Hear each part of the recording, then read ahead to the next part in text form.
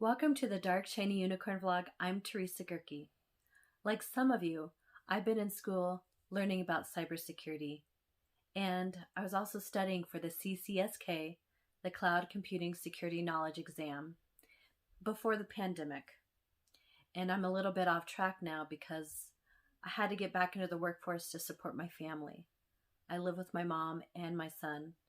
My mom is trying to wrap up her legal practice, and she also has numerous health issues. And I'm also helping my son with remote learning because my mom is in that vulnerable demographic. It has been overwhelming, to say the least, to be part of this sandwich generation of helping an elderly parent and a high needs child.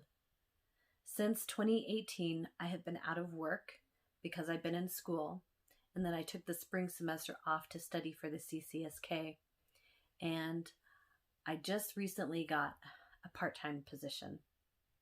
When the pandemic started, I knew I had to jumpstart my career search. I would sit at the kitchen table with my son and supervise his remote learning as I would do my job search. The other thing I would do was watch webinars in cybersecurity. A lot of what I did during this time was network, because I knew that those connections would help me land a full-time position, which is still ultimately the goal. I also took online courses at General Assembly and Flatiron School. I learned about Instagram marketing, program management, customer journey mapping, Scrum and Agile, and I still want to learn more about Python. The difference between an education at an organization like General Assembly and earning a degree is just the breadth of education you get. I see bootcamp learning opportunities for 90-day periods or 12-month periods, which is great. But one thing you can't bootcamp is human behavior. It's not something you can do in a 3-month or 6-month or even a year-long course to really know it well. Human behavior is ever-changing. It's complex and complicated. So many factors play into behavior and culture. It's never just one thing. It's multifaceted, and often there is no one solution to a problem. In last week's video, I discussed how anthropologists have their own set of TTPs, tactics, techniques, and procedures. We often describe them as qualitative and quantitative analysis. There are some primary tools in our toolbox that we use. Qualitative analysis includes participant observation, observing others in their natural state within their own culture, often without interceding. You are merely an observer, taking notes, journaling your observations, and then synthesizing all that information into a thesis or a report or even a book.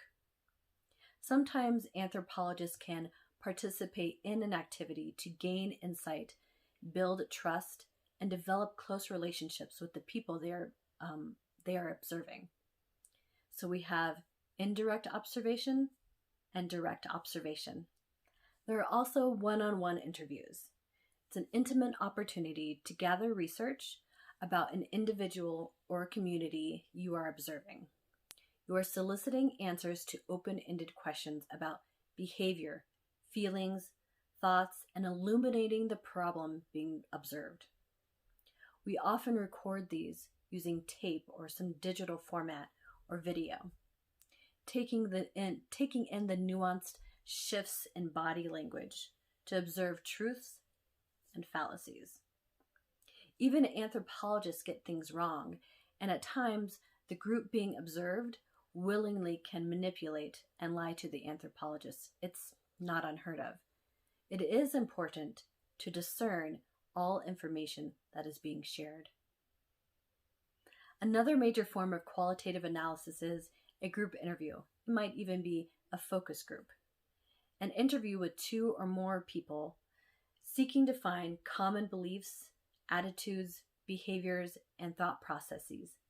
Does the group being observed have a set of shared beliefs, ideas, and moral attitudes which operate as a unifying force within a society? This is commonly referred to as the collective conscience, a term coined by French sociologist Émile Durkheim. I've always gravitated towards some of his theories because they are still pertinent today, and I'll include some of his writings in the resources. I often think of quantitative analysis as statistical analysis. It doesn't have to be overly complicated. You can use a survey, a table, or a graph illustrating some type of data that you've collected. In this case, anthropologists are looking at patterns. In a similar way, we use a SIM, which is an approach to security management that combines security information and event management functions into a single security management system. We can base decisions off of the trending analysis, just as we would in a SIM reviewing a collection of log data, alerts, or other analysis tools. And we can get more complex in our quantitative analysis by using univariate, multivariate, or chi-square analysis. As you can see, there are many contributions of anthropology that can be incredibly useful to cybersecurity. The anthropological TTPs coincide with those in cybersecurity, and the way we frame behavior can be of use within a cybersecurity context. I reiterate this because we're nearing the end of October's National Cybersecurity Awareness Month, and I want you to consider how all these contributing factors play into what you do as a professional. What have you learned so far that you can put in practice today? What behaviors are you seeking to change within your organization? Do you have any questions about anthropology and how it can help your enterprise? A 3-month or 6-month bootcamp won't do. You need someone with expertise to help you navigate human behavior because it is ever changing. Wouldn't it be nice not to have to repeat the same message about clicking on a phishing email? Let me know if you have any questions about anthropology or cybersecurity. Leave me a comment or connect with me on LinkedIn. You're welcome to follow me on Twitter or Instagram and subscribe to my YouTube channel. Next week, I'm going to be discussing motivations of human behavior.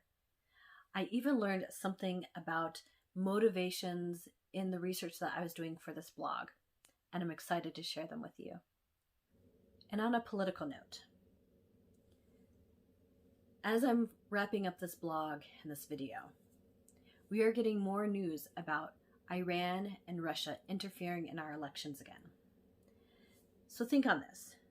They are hacking into our elections and trying to modify and manipulate human behavior, especially those people of color. Now, is that an interesting correlation? Remember, I spoke about human manipulation earlier in my vlogs, and it can be good and it can be bad. So it's going to be interesting to see how this pans out, not just for the election, but kind of just overall for our society. And I'm looking forward to talking about motivations next week in my video. Make sure you vote, make sure your voice is heard, make sure you do it correctly and on time, and stay shiny. I'll shine bright before your eyes.